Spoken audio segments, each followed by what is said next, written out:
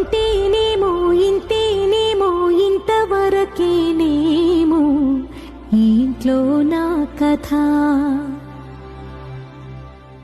అంతేనేమో అంతేనేమో అంతులేని వేదనేమో ఆడపిల్లను కదా. మళ్ళీ తిరిగి అడుగేసేది వచ్చిపోయే చుట్టూలానే. నేను పుట్టి పెరిగిన ఊరికి ఇంకా పైన పొరుగుదాన్ని. కట్టదాటి గంగ నేడు కంట పొంగెనే.